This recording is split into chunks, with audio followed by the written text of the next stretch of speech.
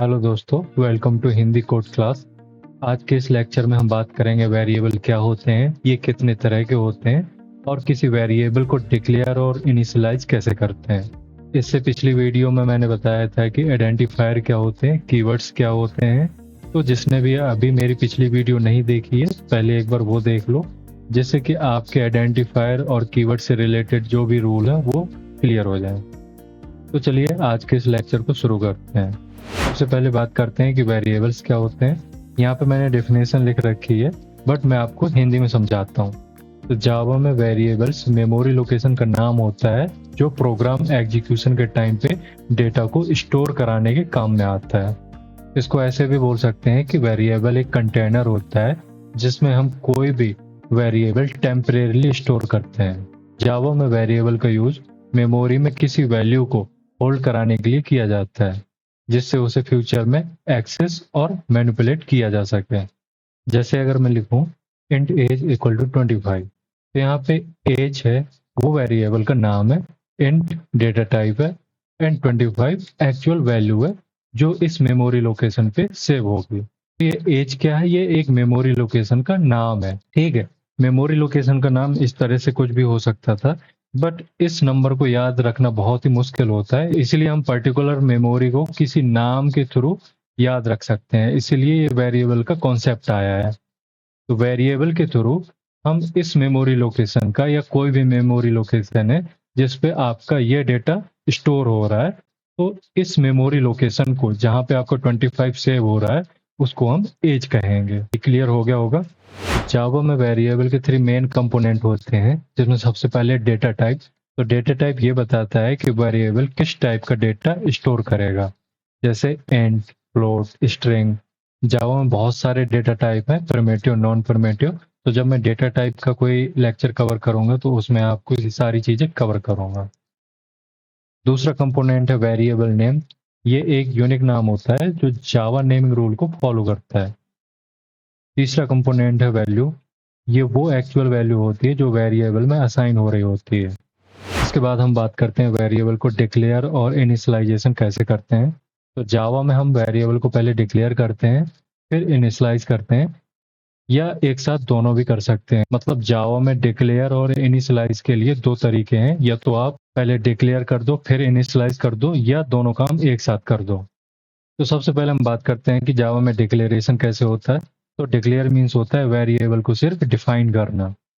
जब भी हम जावा में वेरिएबल डिक्लेयर करते हैं तो हमें 2 चीज़ों का ध्यान रखना होता है, जो कि मैंने यहाँ पे मेंशन कर रखा है। सबसे पहला है डेटा टाइप।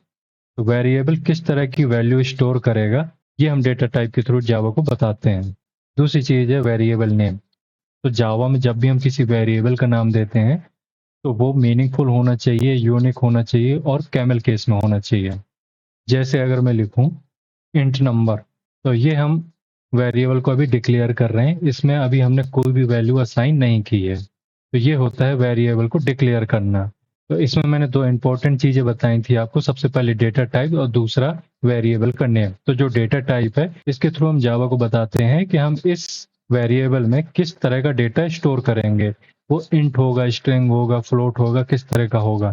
तो यहाँ पे हम बता रहे हैं कि हम इंट टाइप की यहाँ पे वैल्यू सेव कराएंगे, और ये है हमारा वेरिएबल का नेम जो एक मीनिंगफुल है और यूनिक है। यूनिक मतलब जब बहुत बड़ा कोई प्रोग्राम होगा तो वहां पे इस नाम का सिर्फ एक ही वेरिएबल होना चाहिए। अब देखते हैं कि वेरिएबल को इनिशियलाइज कैसे करते हैं। तो इनिशियलाइजेशन मतलब होता है वैल्यू को असाइन करना। तो जावा में बहुत सारे तरीके होते हैं जिसके थ्रू हम किसी भी वेरिएबल में कोई भी वैल्यू असाइन कर सकते हैं। तो यहाँ पे मैंने बहुत सारे तरीके मेंशन कर रखे हैं, इनको एक एक करके समझते हैं। तो सबसे पहले है स्टैटिक इनिशियलाइजेशन। ये तब होता है जब वेरिएबल को डिक्लेयर करते समय ही किसी फिक्स्ड वैल्यू से असाइन कर देते हैं। जैसे अगर मैं लिखूं कि इंट x इक्वल टू 10 और string name equal to Hindi code class, तो इसमें हमने डिक्लेयर करते समय ही 10 असाइन कर दिया, और इसी तरह से इस वेरिएबल को जब भी हमने डिक्लेयर किया उसी टाइम पे हमने इसको असाइन भी कर दिया। इसमें देख सकते हो कि जो इंट है वो प्रिमिटिव टाइप है, मतलब यहाँ पे जो x है वो किसी प्रिमिटिव टाइप को ही स्टोर करेगा, इसलिए हमने यहाँ पे 10 असाइन कर दिया। और यहाँ दूसरे एग्जांपल में मैंने स्ट्रिंग यूज किया है। स्ट्रिंग एक ऑब्जेक्ट टाइप का डेटा टाइप है, और ये ऑब्जेक्ट टाइप का ही यहाँ पे वैल्यू स्टोर कर सकता है। तो यहाँ पे हिंदी कोड क्लास को हमने स्टोर कर दिया।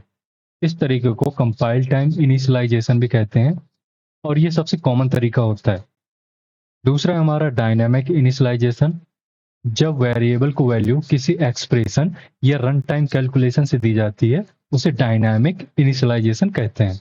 जैसे कि इस एग्जांपल में आप देख सकते हो, यहाँ पे मैंने दो वेरिएबल लिया है ए एंड बी और सम में इसको ऐड करके स्टोर करा रहा हूँ। तो ये डायनामिक इनिशियलाइजेशन है, मतलब यहाँ पे मैं ए एंड बी को डायनेमिकली स्टोर कर रहा हूँ।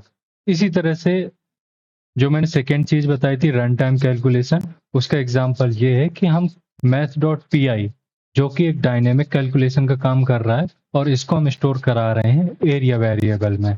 तो इस तरीके से हम डायनेमिक इनिशियलाइजेशन भी कर सकते हैं।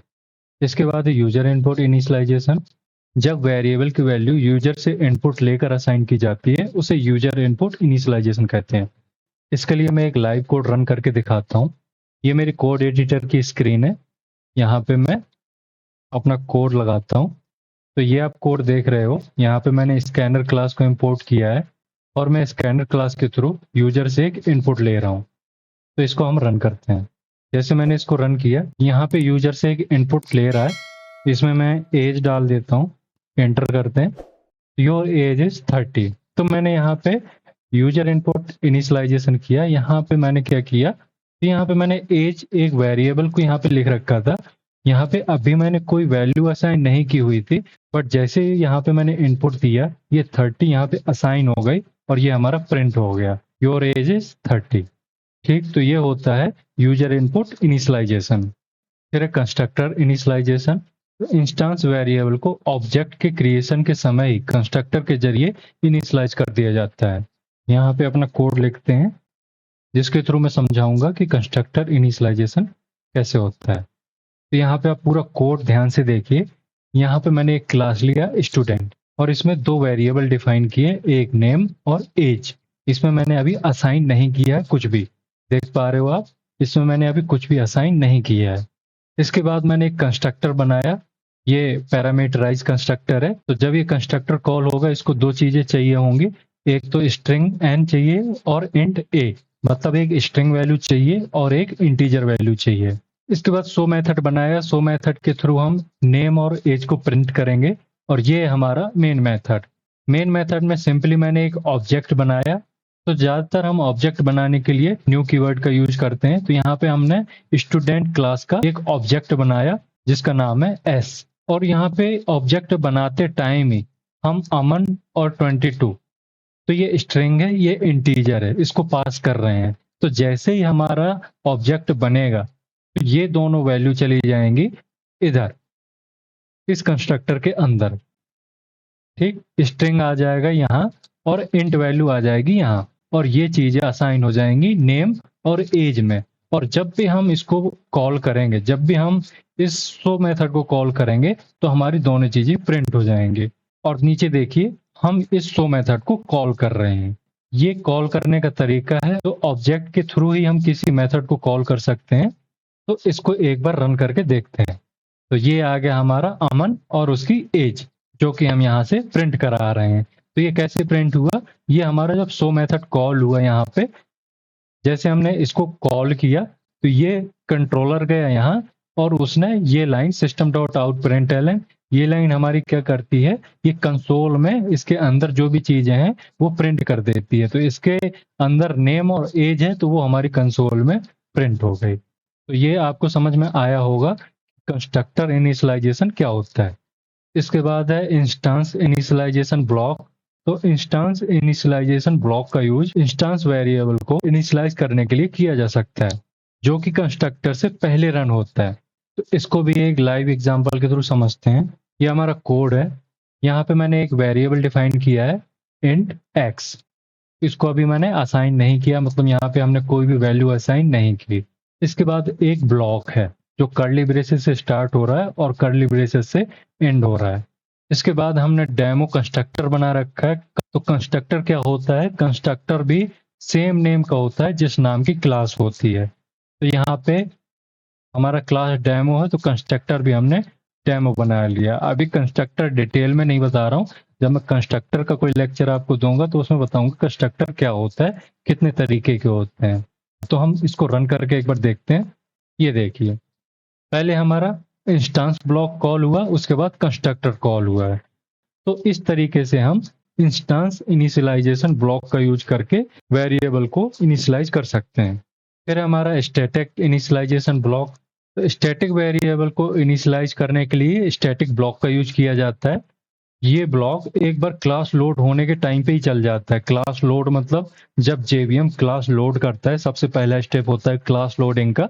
जिसको भी ये चीज नहीं पता वो मेरे प्रीवियस लेक्चर देखे, उसमें मैंने बहुत डिटेल में समझाया है कि जेवीएम का क्लास लोडर स्टेप क्या होता है, कैसे क्लास को लोड करता है। तो इसमें मैं ये बताना चाह रहा हूँ कि जो हमारा स्टैटिक इनिशियलाइजेशन ब्लॉक होता है उसमें स्टैटिक वैल्यू को स्टैटिक ब्लॉक के थ्रू ही इनिशियलाइज कर दिया जाता है। अब ये देखिए, यहाँ पे मैंने एक वेरिएबल ले रखा है जो स्टैटिक वेरिएबल है, स्टैटिक इंट नम। तो अब वेरिएबल कितने तरीके के होते हैं, कितने तरह के होते हैं, ये अभी मैं बताऊंगा जस्ट 2 मिनट बाद। बट अभी आप समझो कि जो स्टैटिक वेरिएबल है वो इस तरीके से डिफाइन किए जाते हैं। इसमें स्टैटिक वेरिएबल, इसमें स्टैटिक वर्ड का यूज किया जाता है। इसके बाद हम एक स्टैटिक ब्लॉक बनाते हैं। स्टैटिक ब्लॉक बनाने के लिए भी हम स्टैटिक कीवर्ड का यूज करते हैं। और सिंपली एक ब्लॉक होता है जिसके अंदर कुछ स्टेटमेंट लिख दिए जाते हैं। और इसके बाद हमने मेन मेथड बनाया और मेन मेथड के अंदर एक हम प्रिंट स्टेटमेंट लगा रहे हैं। बस इतना कोड है, इसको हम एग्जीक्यूट करते हैं। तो ये प्रिंट हो गया स्टैटिक ब्लॉक एग्जीक्यूटेड, मतलब स्टैटिक ब्लॉक पहले चला, उसके बाद हमारा मेन मेथड था वो चला। तो मेन मेथड के पहले ही हमारा स्टैटिक ब्लॉक रन हो जाता है, एग्जीक्यूट हो जाता है। तो यहाँ पे इंटरव्यूअर ये पूछता है कभी कभी कि कोई ऐसा ब्लॉक है, कोई ऐसा कोड है जो मेन मेथड के पहले ही एग्जीक्यूट हो जाता है। तो हाँ, ये स्टैटिक ब्लॉक होते हैं जो मेन मेथड के पहले ही एग्जीक्यूट हो जाते हैं। ये कब होते हैं? जब क्लास लोड हो रही होती है जेवीएम में, उसी टाइम पे ही ये एग्जीक्यूट हो जाता है। फिर है हमारा मेथड बेस्ड इनिशियलाइजेशन। तो इसमें क्या होता है, इसमें कभी कभी वेरिएबल को किसी मेथड की रिटर्न वैल्यू से इनिशियलाइज किया जाता है। जैसे कि ये कोड देख रहे हो आप, इसको मैं क्लीन कर देता हूँ। यहाँ पे मैंने एक क्लास बनाई है जिसमें एक मेथड है गेट वैल्यू। ये एक स्टैटिक मेथड है, ये 42 रिटर्न कर रहा है। अब हमने मेन मेथड बनाया और इस गेट वैल्यू को कॉल कर रहे हैं। तो ध्यान रखिए, जो स्टैटिक मेथड होते हैं उसके लिए हमें ऑब्जेक्ट बनाने की जरूरत नहीं होती है, वो डायरेक्ट ही कॉल किए जा सकते हैं। तो यहाँ पे हम डायरेक्ट कॉल कर रहे हैं, हमने कोई ऑब्जेक्ट नहीं बनाया पहले इस क्लास का। और नेक्स्ट लाइन है हमारी system dot out dot print L N, जिसमें हमारा जो वेरिएबल है, रिजल्ट वेरिएबल है, इसको हम प्रिंट करा रहे हैं। तो ये आपके समझ में आया? हमने एक वेरिएबल लिया है मेन मेथड में जिसका नाम है रिजल्ट। इसमें हमने कोई वैल्यू असाइन नहीं किया अभी, सिर्फ एक मेथड कॉल करा रहे हैं। यहाँ पे मेथड कॉल होने के बाद जो भी रिटर्न वैल्यू आएगी वो रिजल्ट में स्टोर होगी, रिजल्ट वेरिएबल में स्टोर हो जाएगी। तो यहाँ पे इसको हम रन करते हैं और देखिए रिजल्ट इक्वल टू 42। तो 42 हमें कहाँ से मिला? इस मेथड ने रिटर्न किया। जैसे ही रिटर्न हुआ तो कंट्रोलर दोबारा से यहाँ आया और ये वैल्यू रिजल्ट में सेव हो गई, मतलब रिजल्ट में होल्ड हो गई। रिजल्ट नाम का एक वेरिएबल है जो इंट टाइप का है और यहाँ से इंट टाइप की वैल्यू ही रिटर्न हो रही है। ये जो हमारा डेटा टाइप है, ये रिटर्न टाइप है, ये बताता है कि किस टाइप की वैल्यू रिटर्न होगी। अगर ये कुछ भी रिटर्न नहीं करता तो यहाँ पे वॉइड होता। तो ये सारी चीजें भी मैं इससे प्रीवियस लेक्चर में बता चुका हूँ। तो जिसको भी ये चीज नहीं समझ में आ रही है तो पहले वो लेक्चर देखें, उसके बाद यहाँ पे आए तो उसको बेटर समझ में आएगा। अब हम बात करते हैं कि वेरिएबल कितने टाइप के होते हैं। तो जावा में वेरिएबल को उनके स्कोप के आधार पे 3 कैटेगरी में डिवाइड किया जाता है: local variable, instance variable and static variable. अब इनको एक एक करके समझते हैं। सबसे पहले लोकल वेरिएबल। तो यहाँ पे मैंने कुछ पॉइंट लिख रखे हैं, इनके थ्रू लोकल वेरिएबल को प्रॉपर एक्सप्लेन किया जा सकता है। तो इसमें पहला है डिक्लेयर्ड इनसाइड मेथड, ब्लॉक और कंस्ट्रक्टर। मतलब जो भी लोकल वेरिएबल होंगे वो मेथड या ब्लॉक या कंस्ट्रक्टर के अंदर ही डिफाइन किए जाएंगे। Scope limited to the block only, मतलब जो भी स्कोप होगा वो इस मेथड, ब्लॉक या कंस्ट्रक्टर के अंदर तक ही सीमित होगा। स्कोप मतलब कहाँ तक हम इस वेरिएबल को यूज कर सकते हैं। तो इस वेरिएबल को हम उसी मेथड, ब्लॉक या कंस्ट्रक्टर के अंदर ही यूज कर सकते हैं जहां पे हमने इसको डिफाइन किया है। Must be initialize before use. तो तीसरा पॉइंट ये है कि इन वेरिएबल को यूज करने से पहले इनको इनिशियलाइज करना जरूरी होता है। इसमें एक पॉइंट और ऐड ऑन कर सकते हैं कि जो लोकल वेरिएबल होते हैं वो मेथड के खत्म होने पर मेमोरी से हट जाते हैं। तो यहाँ पे एक लोकल वेरिएबल का एग्जांपल देखते हैं। तो यहाँ पे मैंने एक कोड लिखा है जिसमें एक क्लास है लोकल वेरिएबल एग्जांपल, इसमें एक मेथड है डिस्प्ले मैसेज, इसमें एक वेरिएबल लिया है मैसेज जो स्ट्रिंग टाइप की है। इसके अलावा एक इसमें प्रिंट स्टेटमेंट भी है जो इस मैसेज को प्रिंट करा रहा है। ठीक है, इसके बाद हमारा मेन मेथड है। मेन मेथड के अंदर हमारा जो ये क्लास है लोकल वेरिएबल एग्जांपल, इसका एक ऑब्जेक्ट बन रहा है। ये देखिए यहाँ पे न्यू कीवर्ड का यूज किया गया है। इस क्लास का ऑब्जेक्ट बन रहा है और इस ऑब्जेक्ट के थ्रू हम इस मेथड को कॉल कर रहे हैं। कौन से मेथड को? ये जो हमारा मेथड है इसको कॉल कर रहे हैं। तो ये हमारा मैसेज जो भी था इसके अंदर hello I am a local variable, ये प्रिंट हो गया। तो देखिए ये हमारा मेथड है और मैंने बताया था कि जो भी लोकल वेरिएबल होते हैं वो मेथड के अंदर ही डिफाइन किए जाते हैं और उसके अंदर इनिशियलाइज किए जाते हैं। तो हमारा मेथड है और उसके अंदर हमने ये मैसेज डिफाइन और इनिशियलाइज कर दिया।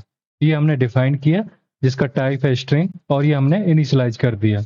और मैंने दूसरा पॉइंट बताया था कि इसका जो स्कोप रहेगा वो इसी मेथड के अंदर तक ही रहेगा। मतलब ये मेथड यहाँ पे स्टार्ट है और यहाँ पर खत्म हो रहा है।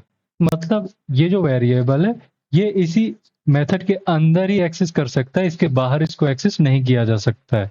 इसको भी चेक कर लेते हैं। यहाँ पे एक लाइन है, इसको मैं अनकमेंट कर देता हूँ। एक्चुअली स्लैश स्लैश से कमेंट करते हैं, इसको मैंने अनकमेंट कर दिया। और इस प्रिंट स्टेटमेंट के थ्रू हम इस मैसेज को, ये जो हमारा मैसेज वेरिएबल है, इसको हम एक्सेस करने की कोशिश कर रहे हैं। इसको हम रन करते हैं। ये हमारा कंपाइल टाइम एरर आ गया जो कि बता रहा है कि आपका एरर इस लाइन में है। तो बिल्कुल हमारा इस लाइन में ही एरर आना था क्योंकि ये मैंने अनकमेंट किया था। इसमें हम ये देखना चाह रहे थे कि ये हम मेथड से बाहर इस मैसेज को एक्सेस करने की कोशिश कर रहे हैं। तो हम मेथड से बाहर ही हैं क्योंकि मेथड तो यहाँ पे खत्म हो चुका है, इसके बाहर ही हम इस मैसेज को कॉल कर रहे हैं, इसलिए ये कंपाइल टाइम एरर आ गया यहाँ पे। अब बात करते हैं इंस्टांस वेरिएबल की। यहाँ भी हमने कुछ पॉइंट लिस्ट डाउन कर रखे हैं जिसमें पहला है कि declare in class but outside in method. तो मतलब है तो जो भी हम इंस्टांस वेरिएबल डिक्लेयर करेंगे वो क्लास के अंदर होगा बट मेथड के बाहर होगा। दूसरा पॉइंट है created when object is created. मतलब इंस्टांस वेरिएबल तभी क्रिएट होंगे जब हमारे ऑब्जेक्ट क्रिएट होंगे। क्रिएट का मतलब है मेमोरी में इनको तभी जगह मिलेगी जब हमारा ऑब्जेक्ट क्रिएट होगा। तीसरा पॉइंट है different copy for each object. इसका मतलब है हम जितने भी ऑब्जेक्ट बनाएंगे, ऑब्जेक्ट 1, ऑब्जेक्ट 2, ऑब्जेक्ट 3, जितने भी ऑब्जेक्ट होंगे हमारे, उतनी ही कॉपी बन जाएंगी इस इंस्टेंस वेरिएबल की। अभी आपको समझ में नहीं आया होगा, मैं एक एग्जांपल के थ्रू आपको बताने की कोशिश करता हूँ। यहाँ पे मैंने एक कोड लिखा है, इसमें एक क्लास है इंस्टेंस वेरिएबल एग्जांपल। इसमें देख रहे हो दो वेरिएबल हैं, नेम और एज। तो ये इंस्टेंस वेरिएबल है क्योंकि ये क्लास के तो अंदर है बट किसी मेथड के अंदर नहीं है, किसी मेथड के बाहर है ये, और क्लास के अंदर है। तो ये हो गया हमारा इंस्टेंस वेरिएबल। इसके बाद एक हमने कंस्ट्रक्टर बनाया हुआ है। कंस्ट्रक्टर मैंने बताया था कंस्ट्रक्टर क्या होता है। इस कंस्ट्रक्टर और क्लास का नाम सेम होता है और इस कंस्ट्रक्टर के थ्रू हम नेम और एज में वैल्यू असाइन कर रहे हैं। इस कंस्ट्रक्टर को कॉल कहाँ से करेंगे? इस कंस्ट्रक्टर को हम कॉल कर रहे हैं जब हम ऑब्जेक्ट क्रिएट कर रहे हैं। यहाँ देखिए दो ऑब्जेक्ट क्रिएट कर रहे हैं, एक स्टूडेंट 1 और स्टूडेंट 2। ये सेम क्लास के ऑब्जेक्ट हैं, यहाँ क्लास भी मेंशन है तो सेम क्लास के ऑब्जेक्ट हैं और ये कंस्ट्रक्टर कॉल कर रहे हैं क्योंकि ऑब्जेक्ट क्रिएशन के टाइम पे ही हम इनमें वैल्यू असाइन कर रहे हैं, वैल्यू भेज रहे हैं। कहाँ भेज रहे हैं? ये कॉल करेगा कंस्ट्रक्टर को, ये कॉल करेगा इस कंस्ट्रक्टर को, जहाँ पे इंट एन, जहाँ पे स्ट्रिंग एन और इंट ए ले रहा है। मतलब एक वैल्यू स्ट्रिंग रहेगी और दूसरी वैल्यू इंटीजर रहेगी। और इसके बाद एक शो डिटेल करके हमारा मेथड है जो नेम और एज को प्रिंट करेगा। तो यहाँ पे हम दोनों ऑब्जेक्ट के थ्रू एक एक बार कॉल कर रहे हैं। एक बार हम कॉल कर रहे हैं स्टूडेंट 1 के थ्रू और एक बार हम कॉल कर रहे हैं स्टूडेंट 2 के थ्रू। तो स्टूडेंट 1 और स्टूडेंट 2 ये हमारे दो ऑब्जेक्ट हैं। अब यहाँ पे हमें चेक ये करना है कि जो हमने यहाँ पे स्टूडेंट 1 को वैल्यू दी वो है अमन और 20। तो ये यहाँ पे प्रिंट करेगा अमन और 20 क्योंकि जो शो डिटेल है उसमें दो प्रिंट स्टेटमेंट लगे हुए हैं, नेम और एज। तो यहाँ पे अमन और यहाँ 20 प्रिंट हो जाएगा। और जो हमारा सेकेंड ऑब्जेक्ट है स्टूडेंट 2, तो स्टूडेंट 2 से हम इसी मेथड को कॉल करा रहे हैं और इसमें हमारा प्रिंट होना चाहिए प्रिया और 22। तो इसको हम कॉल कर रहे हैं। तो ये हमारा आउटपुट आ गया। सबसे पहला हमारा फर्स्ट ऑब्जेक्ट कॉल हुआ जिसने अमन और 20 को प्रिंट कर दिया। उसके बाद हमारा दूसरे ऑब्जेक्ट ने सेम मेथड को कॉल किया और प्रिया और 22 यहाँ पे प्रिंट हो गया। तो सोर्स कोड में आप देख रहे थे कि यहाँ पे हमने दो वेरिएबल ही लिए थे, नेम और एज, और यहाँ पे हर ऑब्जेक्ट अपने हिसाब से वैल्यू डाल रहा है और उसका यूज कर रहा है। तो मैंने बताया था जितने भी ऑब्जेक्ट होंगे तो इसकी एक कॉपी उठाएंगे और उसमें वो अपनी वैल्यू असाइन करेंगे, जो भी काम करना होगा करेंगे। उसके बाद जैसे ही ऑब्जेक्ट का काम खत्म होगा तो वो वैल्यू जो असाइन हुई हैं वो भी खत्म हो जाएंगी ऑब्जेक्ट के साथ ही। तो इनका लाइफ टाइम ऑब्जेक्ट के साथ ही शुरू होता है और ऑब्जेक्ट के साथ ही खत्म हो जाता है। मतलब इनमें वैल्यू तभी आई जब ऑब्जेक्ट बना। ठीक, अभी हमने यहाँ पे जब ऑब्जेक्ट बनाया था तभी यहाँ पे वैल्यू असाइन हुई थी, और जैसे ही ऑब्जेक्ट खत्म होगा, ऑब्जेक्ट का काम खत्म होगा। अब ऑब्जेक्ट का काम क्या था, यहाँ पे जो ये मेथड है इसको कॉल करना था, तो उसने कॉल किया और प्रिंट करा दिया। तो ये काम हो गया खत्म। अब इस ऑब्जेक्ट का कोई काम नहीं है। तो ये आपको इंस्टेंस वेरिएबल सही से समझ में आ गया होगा। इसमें एक और पॉइंट आप ये ऐड ऑन कर सकते हो कि इनको एक्सेस करने के लिए हमें ऑब्जेक्ट बनाना जरूरी होता है। बट जो हमारा नेक्स्ट टाइप का वेरिएबल है स्टैटिक वेरिएबल, इसमें आपको ऑब्जेक्ट बनाने की जरूरत नहीं होती है, आप इनको डायरेक्ट एक्सेस कर सकते हो। तो इसमें कुछ मैंने पॉइंट लिस्ट डाउन कर रखे हैं। सबसे पहला जो डिक्लेयर करेंगे स्टैटिक वेरिएबल को, वो स्टैटिक कीवर्ड के थ्रू डिक्लेयर करेंगे। मतलब जो हमने इंस्टेंस वेरिएबल डिक्लेयर किए थे उसमें हमने कोई भी कीवर्ड का यूज नहीं किया था, केवल डेटा टाइप का यूज किया था कि इंड टाइप की वैल्यू सेव होगी कि स्ट्रिंग टाइप की वैल्यू सेव होगी। तो ये चीजें हमने उसमें मेंशन कर रखी थी। बट स्टैटिक वेरिएबल में हमें स्टैटिक कीवर्ड का यूज भी करना पड़ेगा। यहाँ पे कुछ पॉइंट है। डिक्लेयर विद स्टैटिक कीवर्ड मतलब जो भी हम स्टैटिक वेरिएबल डिक्लेयर करेंगे उसको स्टैटिक कीवर्ड के थ्रू ही डिक्लेयर करेंगे, ये मैंने अभी बताया आपको। इसके बाद common for all object of the class, मतलब क्लास के जितने भी ऑब्जेक्ट होंगे उसके लिए ये वेरिएबल कॉमन होगा। Loaded when class is loaded, मतलब ये लोड होगा जब क्लास लोड होगी। इसका मतलब है जेवीएम जब भी क्लास लोड करता है, डॉट क्लास लोड होती है, उसी टाइम पे ही स्टैटिक वेरिएबल एग्जीक्यूट हो जाते हैं। तो यहाँ पे एक एग्जांपल आप देख रहे हो, यहाँ पे मैंने एक क्लास ली है स्टैटिक वेरिएबल एग्जांपल, जिसमें दो वेरिएबल हैं कंपनी और एम्प्लॉय नेम। जो हमारा कंपनी वेरिएबल है वो स्टैटिक है, यहाँ पे मैंने वैल्यू असाइन कर दी है हिंदी कोड क्लास। और जो हमारा स्ट्रिंग है, जो हमारा स्ट्रिंग एम्प्लॉय नेम है, वो इंस्टेंस वेरिएबल है।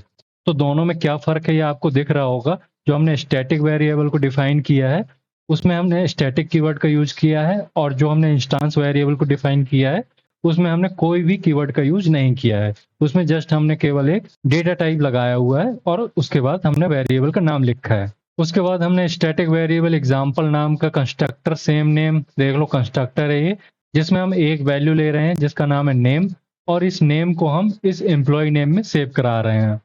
उसके बाद हमारे पास एक है मेथड जिसका नाम है शो इन्फो, इसमें 3 प्रिंट स्टेटमेंट है। उसके बाद है हमारा मेन मेथड में हम एम्प्लॉय 1 एम्प्लॉय 2 नाम के दो ऑब्जेक्ट बना रहे हैं। ये सेम क्लास के ऑब्जेक्ट हैं, आप देख रहे हो यहाँ पे। और हमने जो कंस्ट्रक्टर वहाँ पे बनाया था वहाँ पे ये जावा जा रही है और पाइथन जा रहा है, और इन दोनों ऑब्जेक्ट के थ्रू हम उस शो इन्फो मेथड को कॉल कर रहे हैं। और तीसरा हम प्रिंट स्टेटमेंट लगा रखा है जिसमें स्टैटिक वैल्यू प्रिंट हो रही है। अब इसको हम रन करते हैं।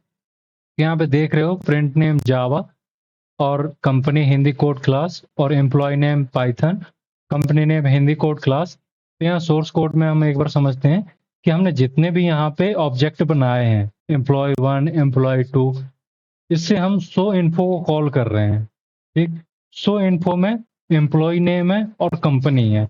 एम्प्लॉय नेम अलग अलग दे रहे हैं हर बार, ठीक है, बट कंपनी नेम सेम है। कंपनी हमने यहाँ पे ही इनिशियलाइज कर दी है।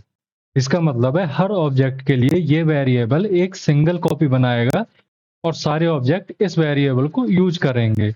और सेकंड चीज यहाँ पे आप देख रहे हो आउटपुट में कि हमने जो सबसे नीचे वाला प्रिंट स्टेटमेंट लिखा था उसमें हमने डायरेक्टली हिंदी कोड क्लास को एक्सेस किया था, वो भी क्लास के नेम के साथ। स्टैटिक वेरिएबल एग्जांपल है, ये हमारा क्लास है और इस क्लास के थ्रू ही डायरेक्टली हम इस कंपनी वेरिएबल को एक्सेस कर रहे हैं। इसके बाद है इंस्टेंस वेरिएबल और स्टैटिक वेरिएबल में क्या डिफरेंस है। तो ये क्वेश्चन बहुत ही ज़्यादा इंटरव्यू में पूछा जाता है, तो एक बार मैं ये भी आपको बता देता हूँ। वैसे मैं सारे पॉइंट ये कवर कर चुका हूँ, बट एक बार मैं फिर से आपको ये बता देता हूँ कि इंस्टेंस वेरिएबल में कोई कीवर्ड का यूज नहीं करते हैं, बट स्टैटिक वेरिएबल में स्टैटिक कीवर्ड का यूज करते हैं। तो दूसरा है, इंस्टेंस वेरिएबल को मेमोरी तभी मिलती है जब ऑब्जेक्ट क्रिएट किया जाता है, बट स्टैटिक वेरिएबल को मेमोरी उसी टाइम पे मिल जाती है जब जेवीएम उस क्लास को लोड कर रहा होता है। इंस्टेंस वेरिएबल में अगर हम मल्टीपल ऑब्जेक्ट बना रहे हैं तो उसके लिए मल्टीपल कॉपी क्रिएट होंगी इस इंस्टेंस वेरिएबल की, बट स्टैटिक वेरिएबल में ऐसा नहीं होता। हम कितने भी वेरिएबल बना लें, स्टैटिक वेरिएबल की एक ही कॉपी रहेगी और वो सारे ऑब्जेक्ट आपस में शेयर करेंगे। अब नेक्स्ट है, इंस्टेंस वेरिएबल को एक्सेस करने के लिए हमें ऑब्जेक्ट रेफरेंस की जरूरत पड़ती है, मतलब हमें ऑब्जेक्ट बनाना पड़ता है। बट स्टैटिक वेरिएबल को एक्सेस करने के लिए हमें ऑब्जेक्ट की जरूरत नहीं पड़ती है। हम ऑब्जेक्ट बना सकते हैं, लेकिन ये गुड प्रैक्टिस नहीं है। हम ऑब्जेक्ट ना बनाएं, ये ज़्यादा अच्छा रहता है। तो हम डायरेक्टली क्लास के थ्रू ही उस वेरिएबल को एक्सेस कर सकते हैं। लास्ट है, इंस्टेंस वेरिएबल तब तक ही मेमोरी में रहता है जब तक कि ऑब्जेक्ट रहता है। उसके साथ ही इंस्टेंस वेरिएबल में जो भी वैल्यू असाइन हुई होती है वो भी वहां से हट जाती है, मतलब मेमोरी से हट जाती है। बट स्टैटिक वेरिएबल में ऐसा नहीं है। स्टैटिक वेरिएबल में जब तक पूरा प्रोग्राम चलेगा तब तक स्टैटिक वेरिएबल की असाइंड वैल्यू, जो भी आपने वैल्यू असाइन की है, वो मेमोरी में रहेगी। तो ये कुछ स्टैटिक और इंस्टेंस वेरिएबल के की कंपैरिजन थे, तो ये मैंने आपको बता दिए। तो आज इस लेक्चर में हमने बहुत सारी चीजें देखी, जैसे कि वेरिएबल क्या होता है, इसको इनिशियलाइज कैसे करते हैं, इसको डिफाइन कैसे करते हैं, कितने तरह के होते हैं, इंस्टेंस और स्टैटिक वेरिएबल में क्या डिफरेंस होता है। अब अगर इस वीडियो में कुछ आपको क्वेश्चन हो, कुछ डाउट हो, तो आप मुझे कमेंट के थ्रू पूछ सकते हैं। और अगर अभी तक आपने इस चैनल को सब्सक्राइब नहीं किया तो सब्सक्राइब भी कर लें और इसको ज़्यादा से ज़्यादा लोगों तक शेयर भी करें। Thank you.